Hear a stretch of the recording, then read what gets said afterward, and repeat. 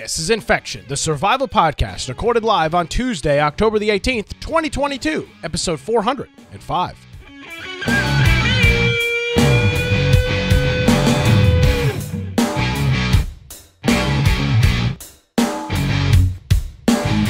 Hello, ladies and gentlemen, boys and girls. Welcome into another edition of Infection, the survival podcast. Infection is your source for the latest on the video game industry, news, and all of that stuff, with some common sense political commentary, which seems to be an oddity these days. My name is Nick Craig. You can follow me on Twitter at Nicholas M. Craig. You can check out my daily political antics at my radio show at nickcraig.com. You can check that out. And our website, infectionpodcast.com. I can't do this thing alone. Joining me, as he does each and every week, with the retro wave background and a t-shirt, Brian with an eye Aldrich. Hey, Brian. How are you? Playing it casual cool today, you know. Yeah, it's about time. It's only been eight years or something. Took me a little while. Hey, well, if you want to find me, you can find me. It's fine. It's fine, Brian. Yeah, hey, it takes you this long to get comfortable. Yeah, I'm finally getting over the initial show jitters. If you want to find me at Brian on Drug, Gab, Parlor, Getter, Truth Social, Boise Computer for now on Twitter. We'll see how long that lasts. If you want to check out my blog, biteoftech.com, and of course our website, infectionpodcast.com. And if you go to the upper right-hand side, you can join our server on Discord, and that's a really good way. There's 11 ARC servers running right now. We've got a news channel, so maybe there's a topic that we've missed or something you think we should be covering that we're not. Maybe a game's going to come out or something like that. Just toss a link of that into the news channel, and we'll look at it before the live show, and then that makes a chance for it to get into the show as we go. If you're wanting to watch the live show, you can do that through Twitch and YouTube, or you can listen after the fact, and that's through the lower right-hand side. There's a lot of different ways you can listen to the show on different platforms, devices, and everything else. But those are recorded and then uploaded after the show is done, so no live. But if you are going to do that, then that means the show notes are ready for that particular episode. So you can go to those show notes, and inside they've got links to everything that we reference throughout the show. So we have a video and audio player in there. We've got links to different articles and source material that we reference throughout the show. And so if you are going to be listening, maybe there's a video that popped up that you would like to see that we talk about, but you couldn't quite see. That's an excellent place to do that because we have those links right in there. And so if you want to support the show, we do have a support option up top, or infectionpodcast.com/support. Yes, we do. And thank you very much, Brian. And of course, thanking all of our folks that have come in with support over the years and continue to support us here, even though we're essentially outlawed from going to any any events. Brian, let me ask you this, completely off topic, wild card question. Did you purchase anything during Amazon, the Prime Day thing that happened this past week, a couple days? Did you get any sweet deals? No, not anything that fell under the sales, I don't think. Gotcha, I just purchased normal things, bearings for my skates because I needed them, but nothing that was listed in their sale. Yeah. There was some decent amount of computer stuff. I saw a bunch of peripherals, pretty cheap, some monitors. I think actually the monitors I have, these AOC curve monitors, were on sale. I bought a bought a new laptop. Got a Lenovo new Lenovo laptop that was on sale. So hopefully you were able to get some deals on Prime Day, and of course, you know, as we approach Thanksgiving and then Christmas, you'll start seeing a lot more of the deals and the sales all starting up. Well, Brian, we don't drink on this show. And I don't believe we're going to start today drinking on this show. But if I did drink, I would. Well, I do drink. Excuse me. I don't drink on this show. If I was drinking on this show, I'd have to pour one out for our friends over at G4 TV, which, you know, about a year ago, well, it was actually at this point, probably about 16 or so months ago, there was this weird video glitch thing that made its way to Twitter, and I mean like a glitched Hive style video, and it showed that G4 was coming back, and everybody was losing their damn minds. Now, I'm on the later end of the G4 TV spectrum, just based on when I was growing up. You were more of the tech TV and all of that. I was more of like the Chris Hardwick Attack of the Show kind of stuff when they were trending more towards pop culture stuff in the early 2000s.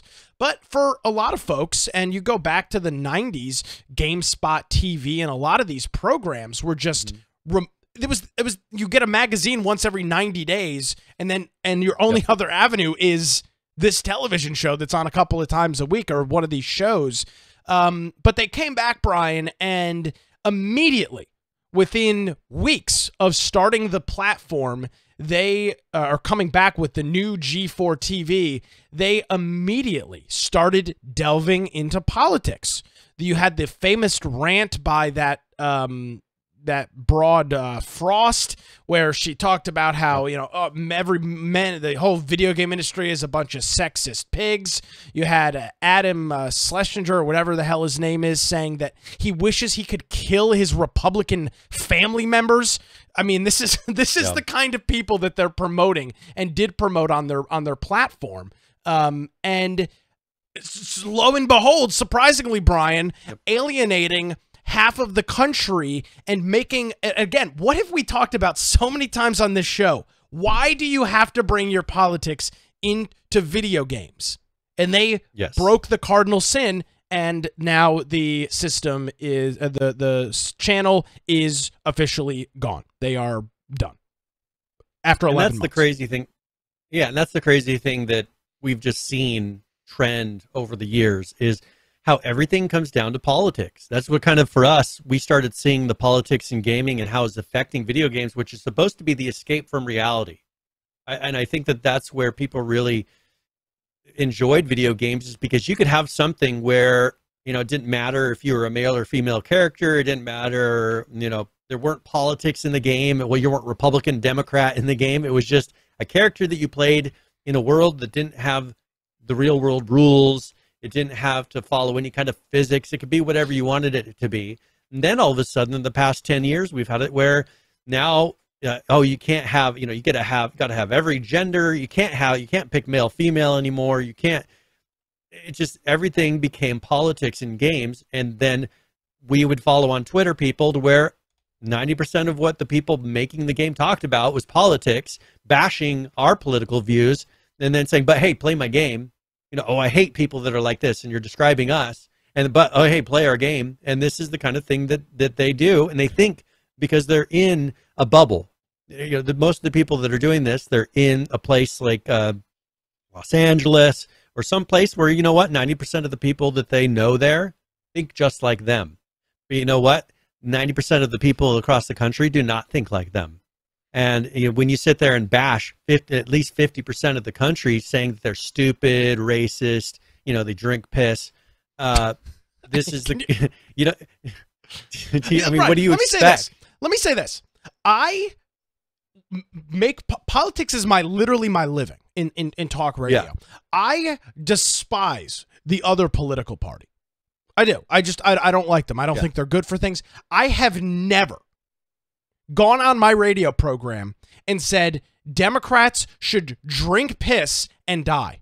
That has never even crossed my mind as something to say. It's not even a thought in the back of my mind, because it's so childish and meaningless and just deranged. Yet this is the talking points of the media class, and it's just so amazing to me. And you even had folks within G4, within the new G4, saying that if you are a Trump supporter, we don't want you watching our network. Don't watch our network. We don't want you. Yep. And I just, of course this is going to happen. What do you expect, as you mentioned, when you alienate half of the freaking country? Again, if I was going to Washington Post and I saw an article that said Republicans need to drink piss and die, I'd be like, oh, it's Washington Post. It's par for the course. Or the New York Times or something like that, or CNN, I would expect it. But when I go to G4 to hear about a video game or pop culture, and I'm listening to people talk about, you know, how unfair it is to be a woman in the video game industry while you're probably getting paid hundreds of thousands of dollars a year sitting on a stage espousing your bullshit. It's just so unbelievably disconnected, and anybody that didn't see this coming is a fool. And of course, many are now saying, "Oh, you know, this is all the plan, and it's it's because of the bigots in the video game industry that this channel didn't survive." And it's like, holy shit, you guys, you created your own monster by allowing this stuff to go unchecked on your network. And guess what? It cost you really good people that work there. And see, that's the problem with stories like this, Brian, is you've got idiots like Adam Sessler and that Frost bitch that make these ridiculous comments, and then you've got really good people that work there, people that might not agree with them politically and are just there because they're passionate about it and it's their job and it provides for their family. And now those people are out of a job because these dipshits just can't keep their mouth shut about politics. It's just so unbelievably disturbing. Well, and this is something, kind of looking at some of the things that she said. Oh my that's God. what really, I think, kind of started the whole downward spiral for them is the rant that she went on.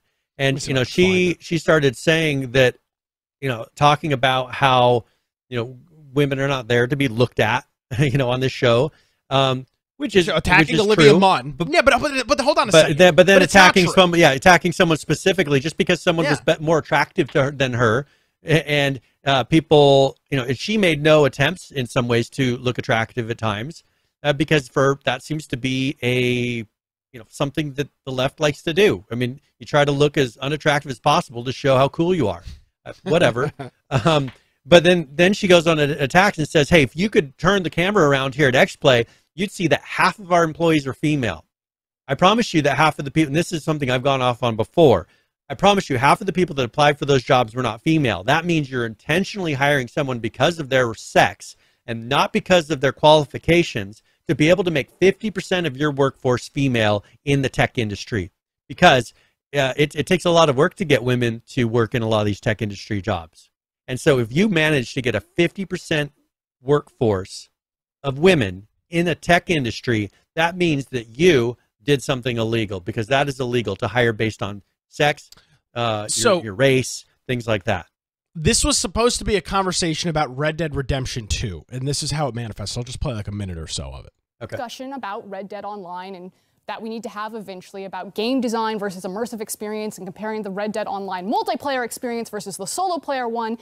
But I actually... So that's a valid conversation right there. I think there's a lot of stuff to be said about the Red Dead Online versus the single player. There's a lot of stuff to be said there, but as you can see, we're immediately off the whole plan. To talk about something so much more important than Red Dead Online.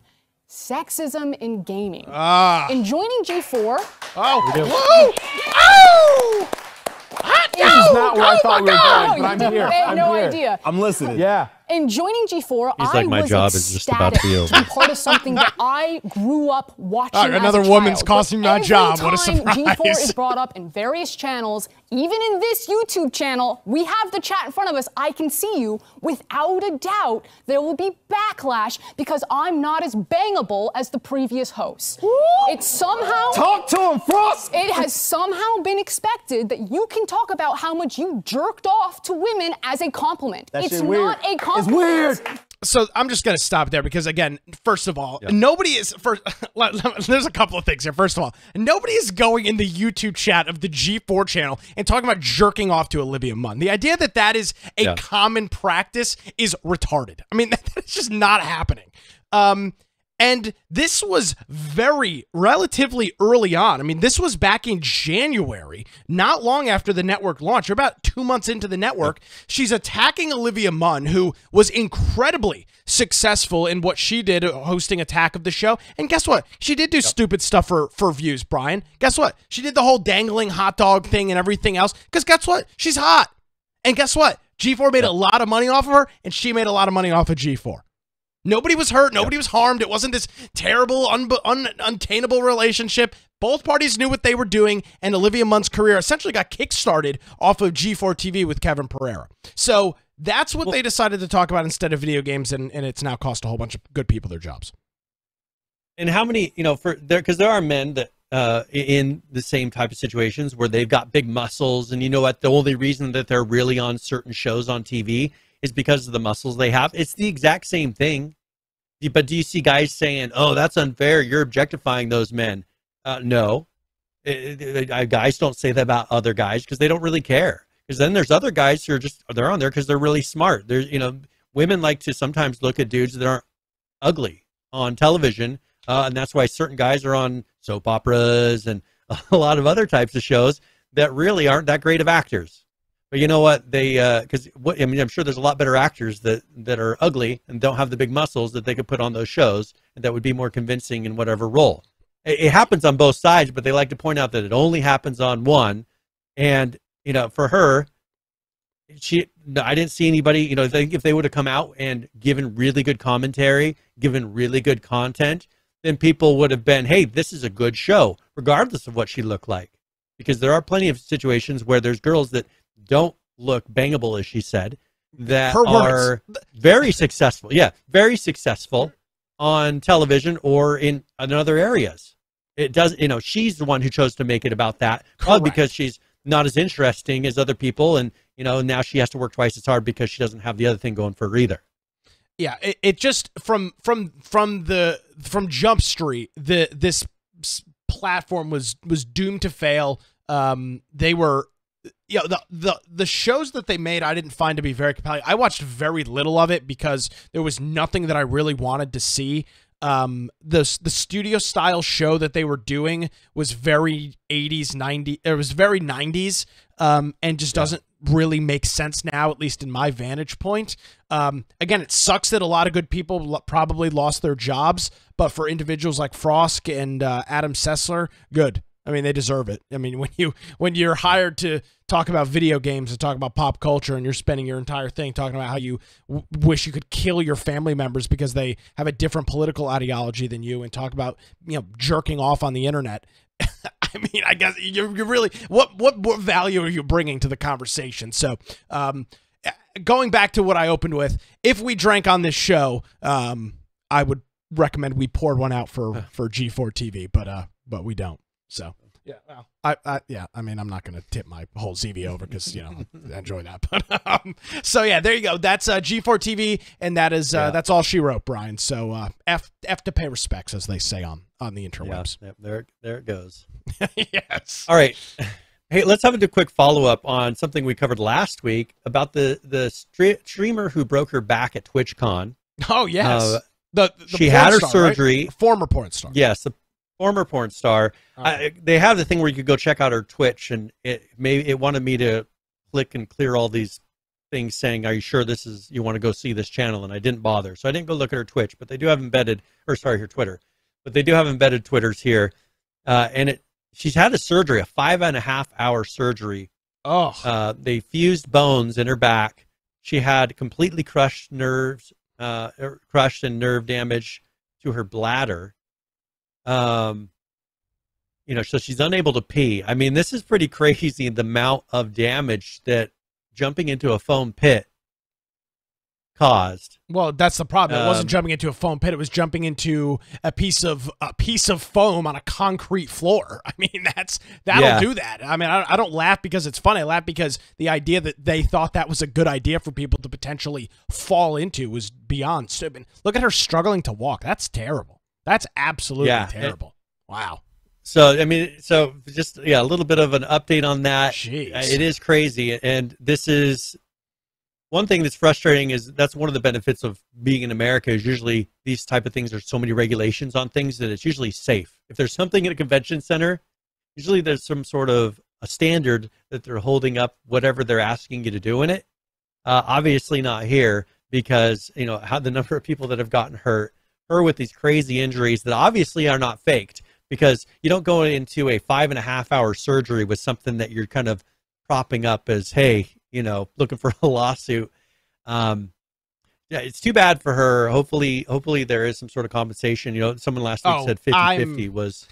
Yeah, I am sure there will be some way that she can get some compensation. I mean, that's, you know, when you sign waivers, again, there's always legal loopholes, and if there's enough money to be said, somebody will take the case. I mean, we've seen some very frivolous lawsuits be made over the years, so it's definitely not out of the realm of possibility. Speaking of updates on stories, let's talk about Rockstar really briefly as well. We got an update from the individual who, if you remember back, maybe 3 weeks ago, I guess it would be. I think it was about 3 weeks ago. Yeah, 3 weeks ago, there was this big GTA 6 leak. Early stuff, right? Isn't that kind of the whole thing? It was like very early stuff in terms of gameplay. Possibly years old gameplay testing. Yeah, like super old stuff. So there was a 17-year-old was arrested in Oxfordshire. I don't know how it's pronounced. Somewhere in the UK, and he has pleaded not guilty and is currently being held in a youth detention center. I don't know. It doesn't say that they're holding him without bail, but presumably they're holding him without bail. So that is that's brutal. He's also been accused of an attack on Uber as well. And the same teenager and he was has arrested. previously been charged with 2 others as well. Yeah. Yeah, so that leads to the idea of why bail wasn't given. If you've got somebody that is the term they use These here are in the big United companies: States. Microsoft, Nvidia, Uber, Rockstar. This is something that obviously he has a problem with. He has a track record. He didn't learn from the first time, because he's been in court before about this. I have a feeling that they may not let this being under 18 thing work out for him. I don't know the rules over in the UK about these things like they would do in the United States, but I'm assuming he'll probably start facing some adult charges so that this doesn't just go under the rug here in a year because he's a youth. And one of it's a term in the United States, or a term in the United States legal system I don't know about anywhere else, but the term would be habitual, is when you've got somebody that commits these crimes over and over again. And in the United States, if you're a gangbanger and you've gone out and you're constantly dealing drugs and you're getting busted over and over again, you can get charged with habitual possession or habitual trafficking, and that is a very serious crime to get charged with. It essentially means that you're beyond repair and you'll just keep doing it over and over again. But nevertheless, he's pled not guilty, well, I guess now we'll wait and see what Rockstar does. See what comes of him. Yeah, it's because it's whatever UK cyber agency that's investigating. It's the equivalent of like an FBI for cyber. So that's pretty interesting over there. Brian, I want to talk about Roblox next. And I was not expecting to see this in the show notes, but I saw it. I first thought it was an incorrect or nonsensical headline. And then, in fact, I looked at it and then looked at a different source just to verify. And it turns out it is completely legitimate. The headline, Roblox made $7 million per day in the month of September. $7 million per day. They reported between $212 and $219 million worth of revenue in September. Holy shit. I mean, wow. And then here, Roblox says it had over 1.7 billion users last month. 1.7 billion users, which is just insane to me. I mean, as I've said before, this is the most played video game, right? Play Roblox. It's one of them, at least. What else could be up there? I mean, I don't know where Fortnite is. Minecraft, I don't know where it's at. The Minecraft doesn't have a billion active player. It's most played video. Yeah, I mean, like, we don't let our kids play it just because they don't have good parental controls. And maybe that's something that's changed in the last year, but there's very limited amounts of ways to limit what they do with these games, different game modes they can go into. Can't say, hey, I only want game modes that have this kind of content, because people make their own maps. They get put in there, and you got your kid playing horror games, or they're seeing who was it that there was a porno video that her kids saw. I remember that. Kim Kardashian, right? Wasn't that who that was? Yeah, no, yeah, it was. That's pretty funny, actually. you got to be careful, and if they don't give you a way to limit it, it's just amazing that you have 1.7 billion possible parents and creepers. So they're playing this game. I did a little research, and by the way, according to GamesDecide.com, it's Roblox, then Fortnite, then Minecraft is the most popular games in terms of registered players. You can't do concurrent. It's hard to do concurrent players with a game like Roblox because they don't publish their numbers. So I did a little bit of research, and I was thinking, okay, how do you generate $7 million a month if you're Roblox? And they've got a couple of different revenue sources. Free-to-play game, right? Yeah. One is that they've got a thing called Roblox Premium, or Robux, as what they're called. And I know I think it was Christmas of last year. The album art is you holding up a Roblox card that you bought for somebody. Did your children play Roblox at one time? No, it was V-Bucks cards. No, it was V-Bucks cards. V-Bucks cards. But they have gotten, Roblox cards. Someone accidentally got them Roblox cards and things like that. But yeah, we don't let them play it here. They have played it in the past, but then once I saw that there was really no restrictions in the type of things they were playing, I was like, no, we're not playing it. So here is Roblox Premium, which I am not an expert in this by any stretch of the imagination. I assume that these values here, Premium 450, Premium 1000, Premium 2200, these are sorts of in-game currencies that you can use to play mini games and stuff. So their cheapest plan is $4.99 a month. Their most expensive is $19.99 a month. This is their subscription plan. And then they've also got Robux that you can purchase at Walmart and drugstores and stuff like that. Yep.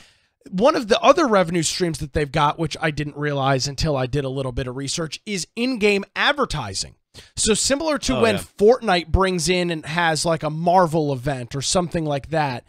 If you, for example, or something like that. A live concert. What was the active monthly users that you read? 1.7 billion. When you have 1.7 billion presumably active players and a company wants to do advertising with you, you can demand a hefty sum of money, likely hundreds of thousands, if not millions of dollars for an advertising campaign when you've got that many eyeballs in front of it. So that's a huge revenue source too. That was one of the others. The third I saw was they have actually licensed out the Roblox name for retailers. So if you're buying any sort of, I guess, can you buy I guess you can buy like Roblox figurines and like little things and birthday supplies and stuff at Walmart and party stores. All of that stuff is licensed, and Roblox licenses that out to whoever's making those things for kids' birthday parties and Halloween Roblox costumes shirts and all now. Yeah, all that stuff is all licensed, so that's another revenue source for them as well. So they've got a whole bunch of different revenue sources. There's no indication, and I'm sure if I dig further into it, I'd be able to find it. But I don't know how much of that money is coming from the subscription services or the Roblox. Robux. I would assume a large chunk of it is coming from that, but I've got to assume the advertising is pretty lucrative for them as well. If they've got anybody decent in terms of an ad team or a marketing team, they could demand a hefty price for advertising.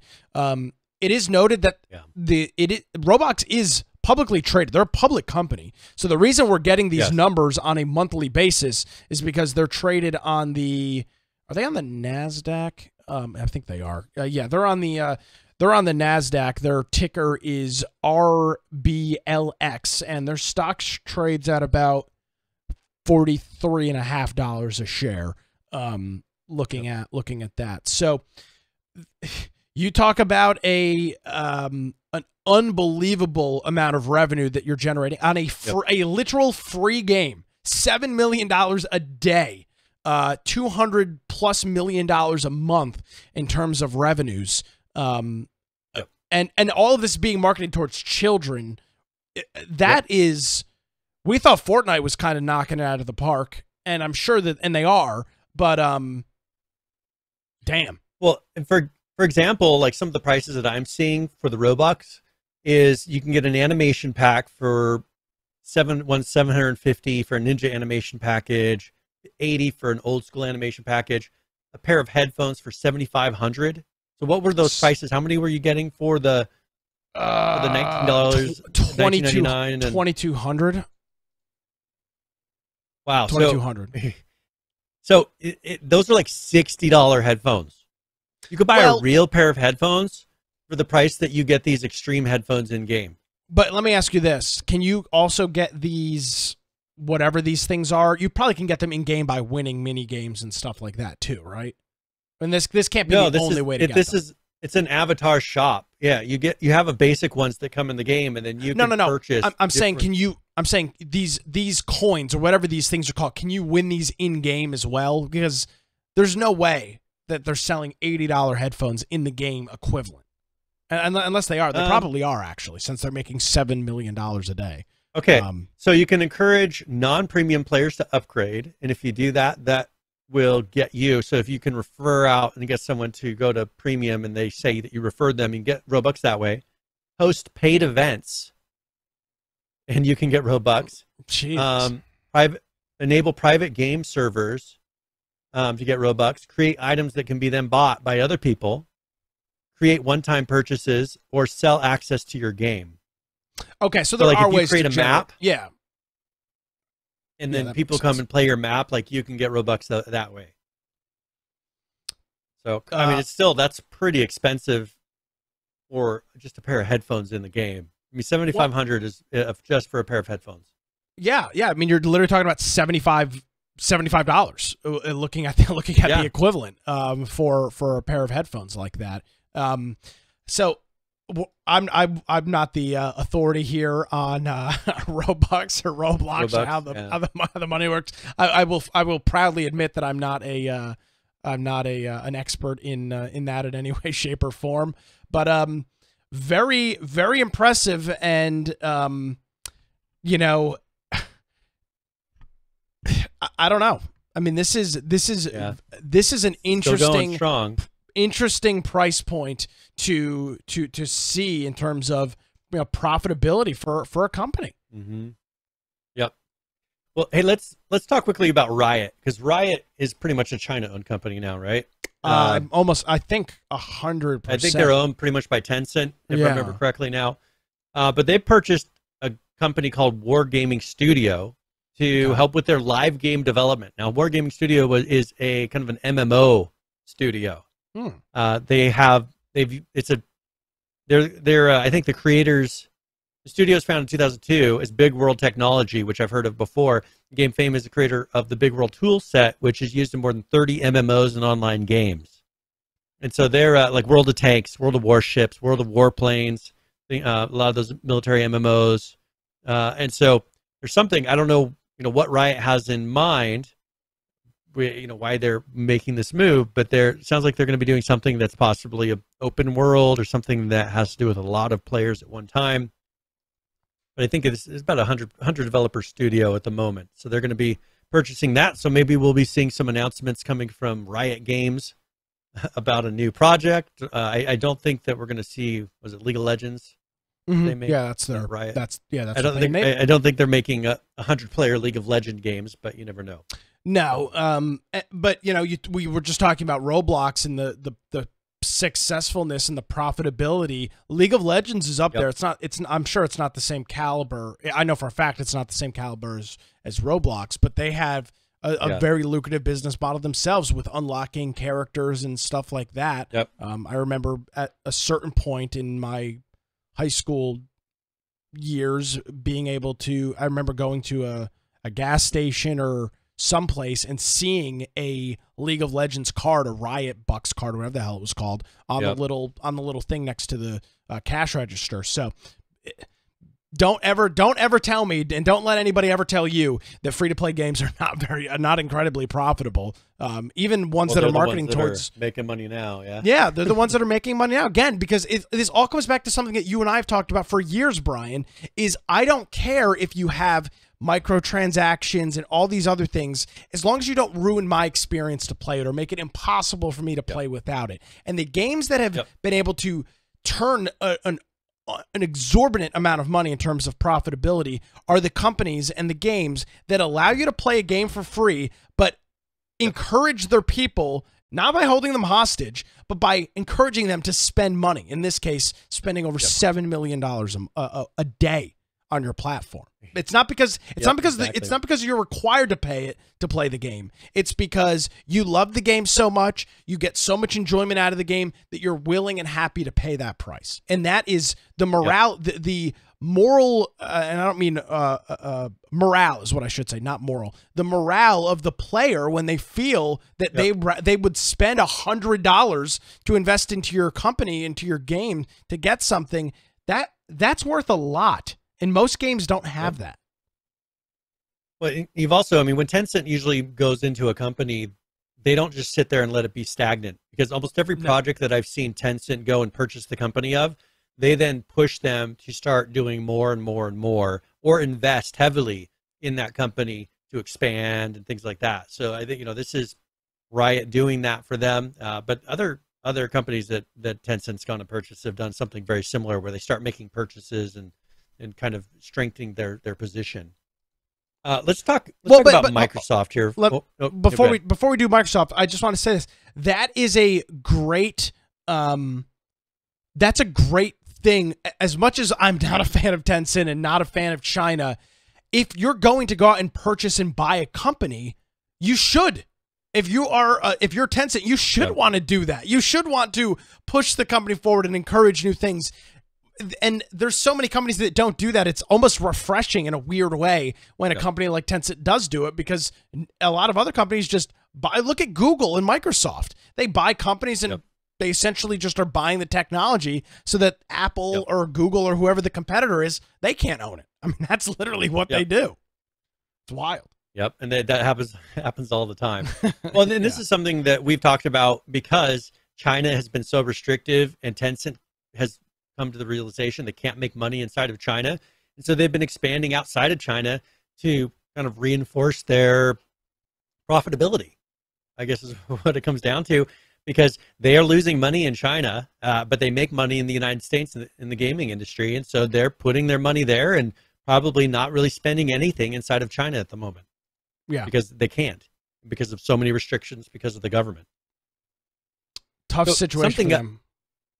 Yeah. I saw an announcement here just in the last couple of days that Microsoft's laying off nearly 1,000 employees across its entire company. I think that was today. That includes, was that today that came out? Okay, I think so, and I saw that this morning. This is something where it's been, even in the Xbox division, they're laying off people. Wow.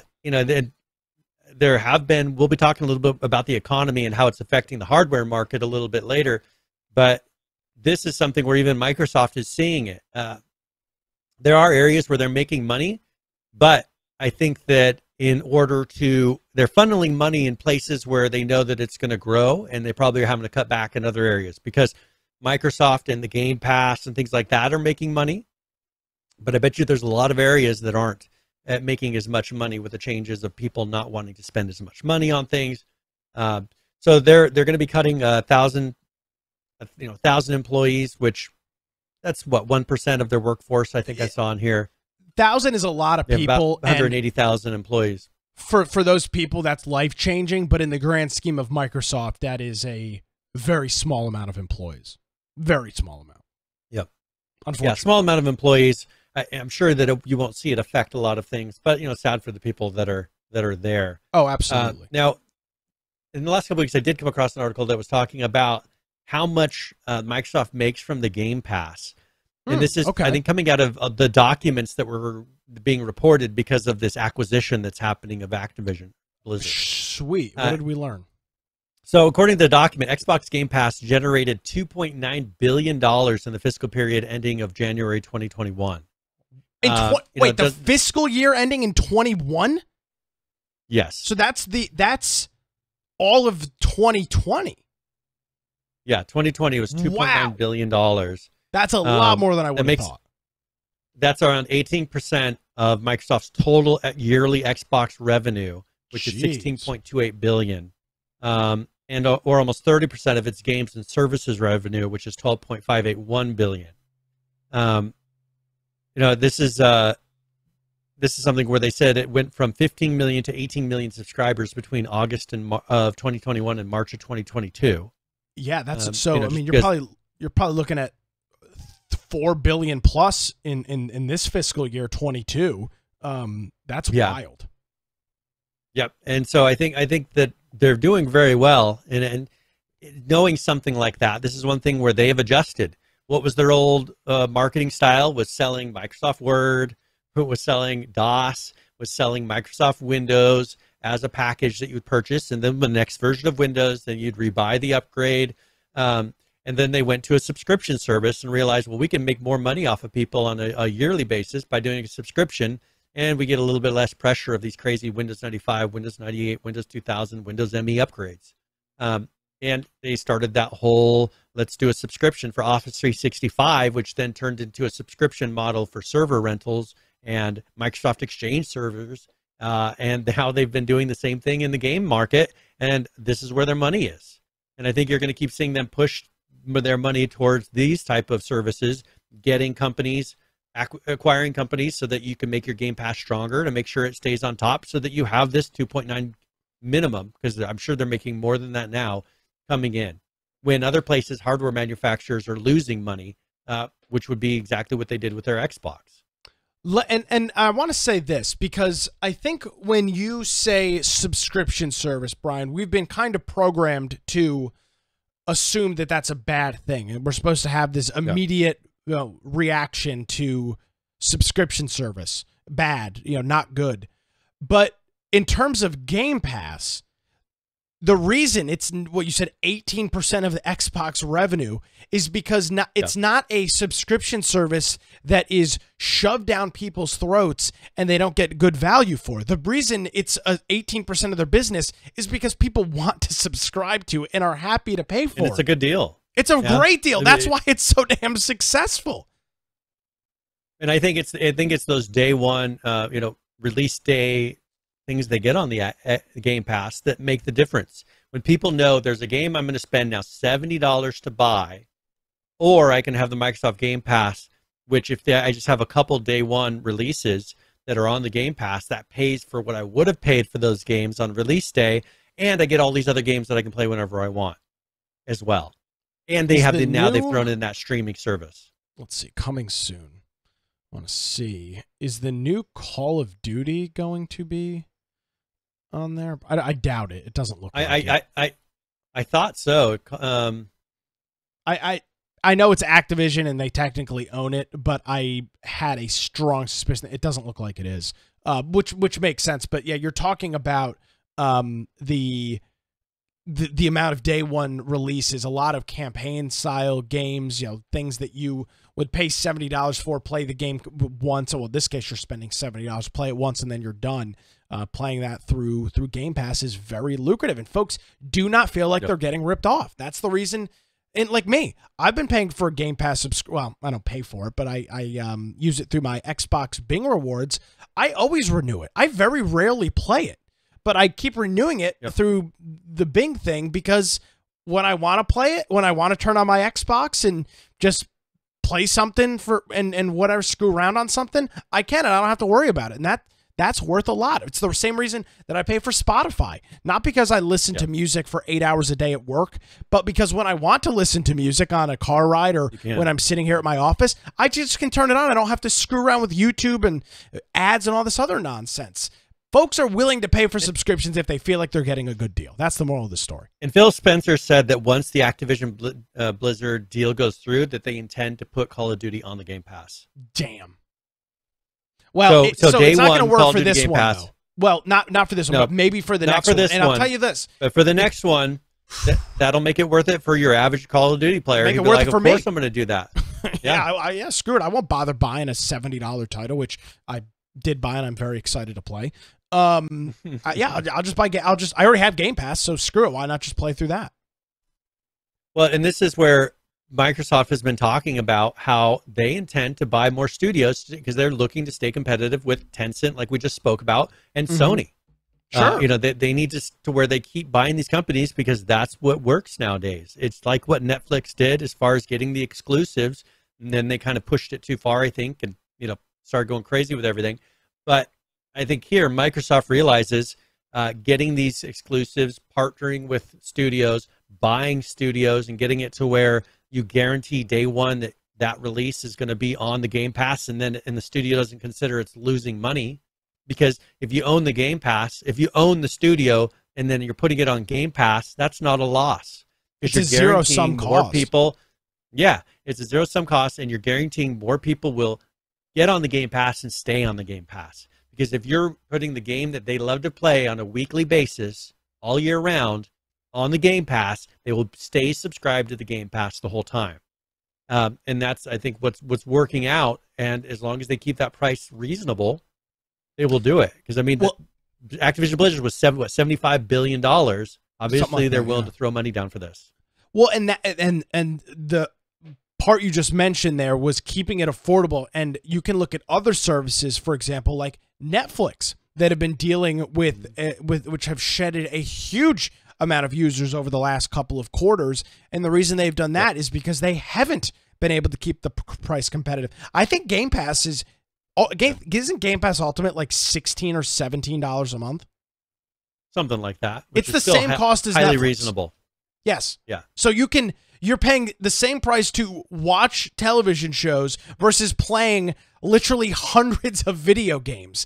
If you're looking at what is the best cost if you're a video gamer, Netflix is outrageous in comparison. Netflix should cost $10 a month, which is where it used to. What's what it used to cost? It used to cost $7.99 and $9.99 depending on the service that you're the plan that you had. Yep. So that is going to be, I think, the next hurdle for Microsoft. Now, if they buy all the studios, it won't be a problem. But if they continue to license games, how do you manage those costs? How can you keep Game Pass affordable without losing your ass on it? Because at the end of the day, it's still business, and you have to be able to profit. So that's if I had to guess, what Netflix is doing.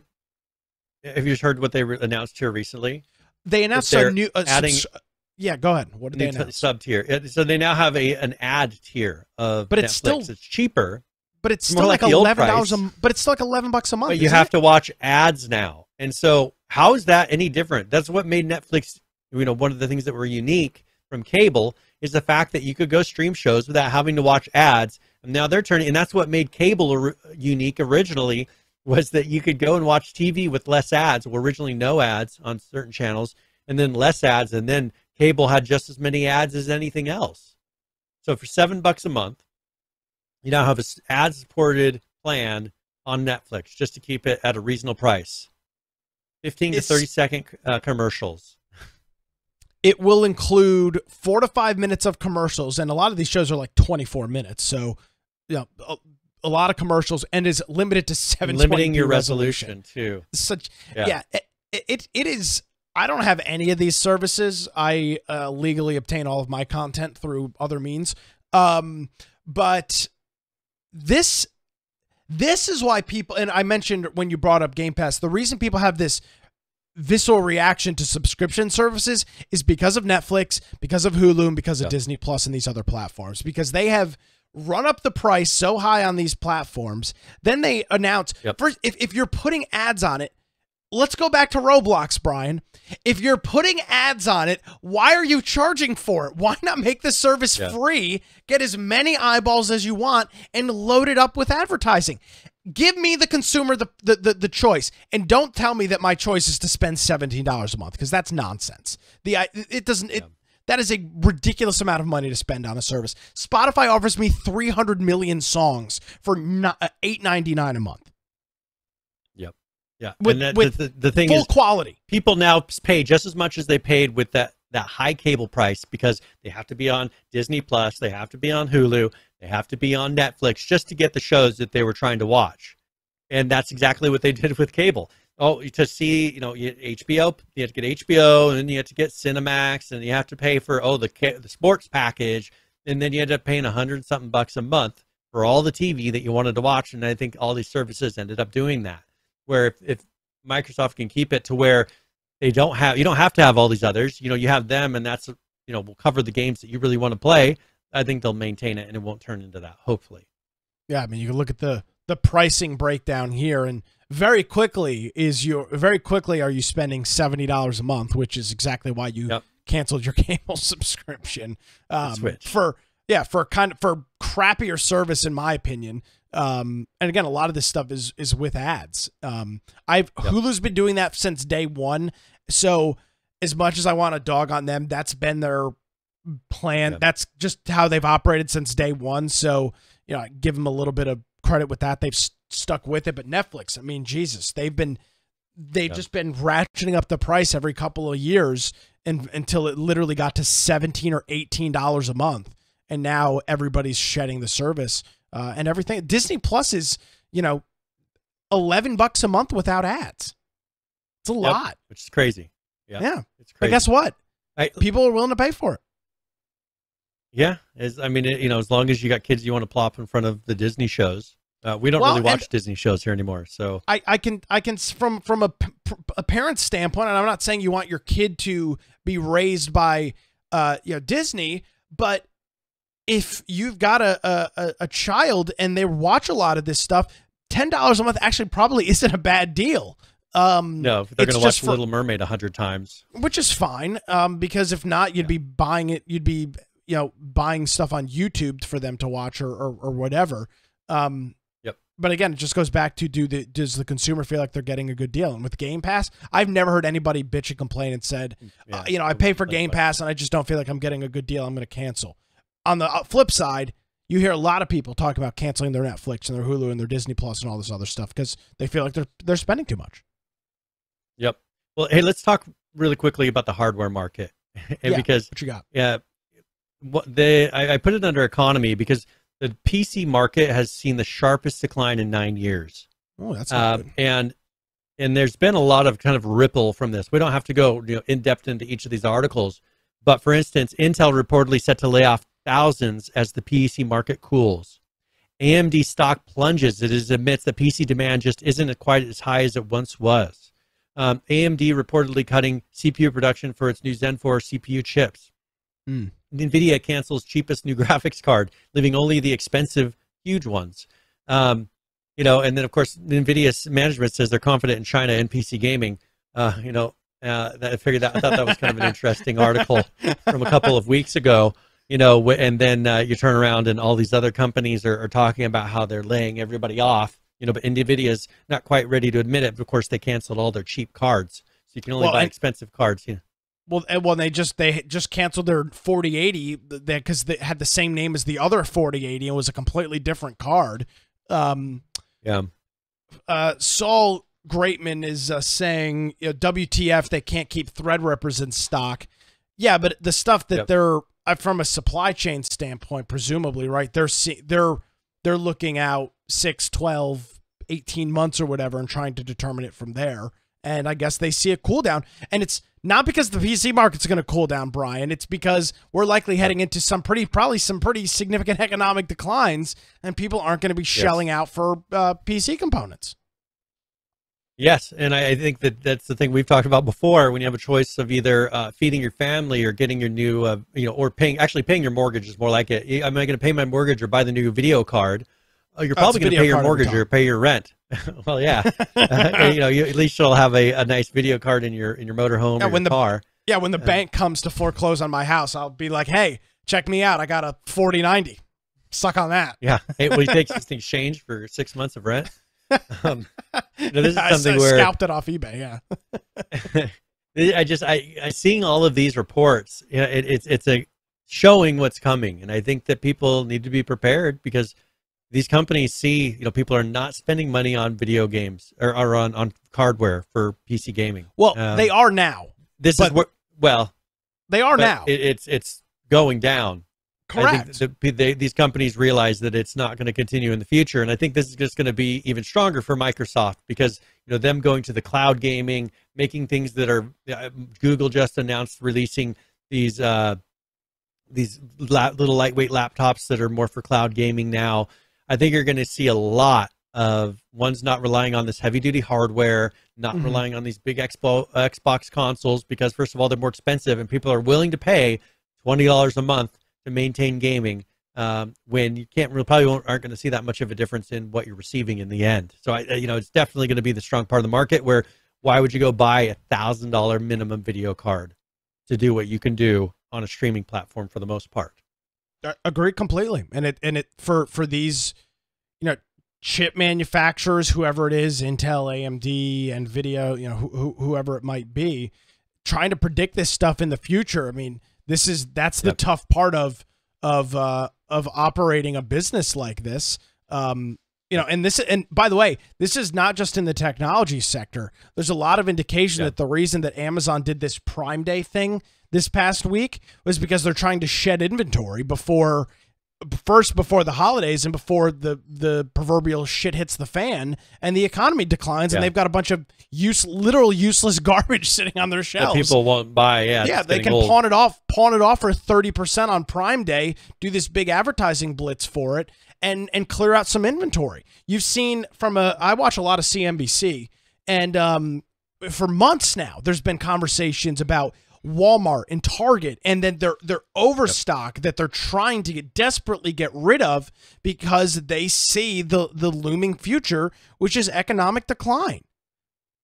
Yep. Unless, of course, we have Nancy Pelosi, who said today that. Did you see her comments today about Joe Biden? Oh, go ahead and do your strongest president since. So we've had here. We have a home builder that just builds a lot of the not high end homes, cheaper homes, just building crazy subdivisions here. And someone was telling me that when they saw that the economy was starting to turn, 6 months at least ago or more, they said they started selling the properties that they were planning on building subdivisions on and cut off all their new subdivisions. You know what they're building instead? Are rentals, pretty much duplexes and things where for all the people that are then going to be losing their homes here in the next year and a half, that then can move into the rentals after they get forced out of the home that they just sold them. They can then move into one of the rentals that they just built in a small lot that has 200 something living units, as they call them. Yeah. Well, Joe Biden said over the weekend when he was eating ice cream that the economy is strong as hell. His quote, not mine. And here's what Nancy Pelosi had to say today. But in some cases, there's no substitute for experience. And I think that what we have been through with the legislation under the leadership of President Biden, who has done a spectacular job. He's had a better 2 years than most presidents that you can name, certainly in the recent generations. There you go, Brian. So, you just remember that. Yeah, remember that when you're when you're losing your job and your house is being foreclosed on by the bank. And the FBI is coming to investigate you because you're deemed a domestic terrorist for going to a Board of Education meeting. Remember that Joe Biden has done a spectacular job and he's accomplished more than many presidents have in recent memory. Yeah, this guy, he's a winner. But I just go to the fact, and I just go to the idea that there are still people that genuinely believe we're on a good path. Enjoy what they see. If you look at the cost of gas, you look at the cost of living, you look at the cost of food, you look at the cost of everything, you look at the morale of the country. This is not the signs of a good, healthy economy and a good, healthy president. And so I just think that. But here's the thing: you have some people maybe that are just hated Trump so much that they just aren't willing to accept that he did better than their little mini god Biden. But it doesn't. But it transcends politics too, because you mentioned the home builder, and then you look at the chip manufacturers. These guys don't make political decisions based on political candidates or money parties. Decisions. Yeah. They make money decisions based on the state of the economy. And when they tell you that that they're going to start cutting production going forward, that should be a huge wake up call. At least, it is for me, and hopefully it is for our audience. Without being on a soapbox, you want to be prepared for this stuff, because if you think that the federal government is going to be your solution to your problem when this all comes crashing down, you are going to be sorely mistaken. Yeah, and I think it's gonna. And the sad thing is, it's gonna hit some people by surprise. That's something my wife and I have been preparing.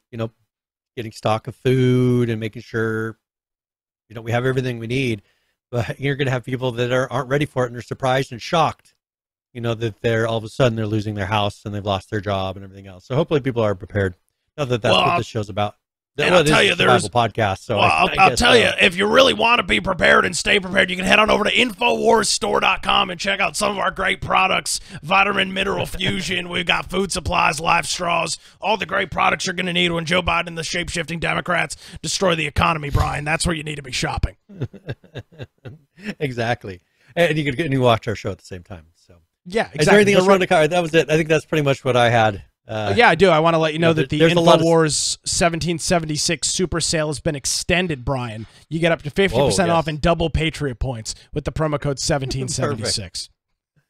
Nice. Hey, yeah, the opportunity to get your best vitamins and minerals. And what is the thing because of a nuclear attack, you got to get, what is it? Oh, iodine, colloidal silver iodine. Iodine. You got to stock up on your iodine. And I take it every day. So. Yeah, absolutely. Yeah. I tell you what, when everybody else is dead, I'll be sitting here doing infection podcast with my iodine and my ham radio.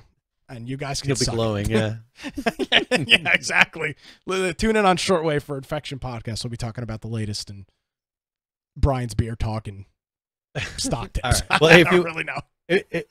If you want to find me, you can find me at Brian Aldridge on Gab, Parler, Getter, and Truth Social, or you can go to my blog, biteoftech.com. Of course, if you go to our website, infectionpodcast.com, make sure you go and join our Discord server on the upper right, where there's a news channel, maybe there's a topic or, a special promo code or something we can use on InfoWars stores. You can go post that in there. Also, we've got 11 ARC servers running, a lot of different ways. If you need to get a hold of one of us, that's the best way to do it. If you want to watch the live show, you can do that through Twitch and YouTube, or you can listen to the podcast after the fact through the lower right-hand side. There's a lot of different platforms and ways to do that. And what we do is we record the show, upload it when we're done. So if you are doing that, that means that the show notes for that particular episode are ready to go. So if you click on that particular episode, there's a video player, an audio player built in, and then links for everything that we refer to throughout that episode. So if you do that, maybe there's a video we were watching during the show and you wanted to see that even though you're listening, that's the perfect way. Just jump on there and you can watch it through YouTube or whatever the link shows. If you want to support us, there's a support option up top in the menu, or infectionpodcast.com/support. Brian, as always, thank you very much, my friend. Greatly appreciated, and we will see you next week. See you next week.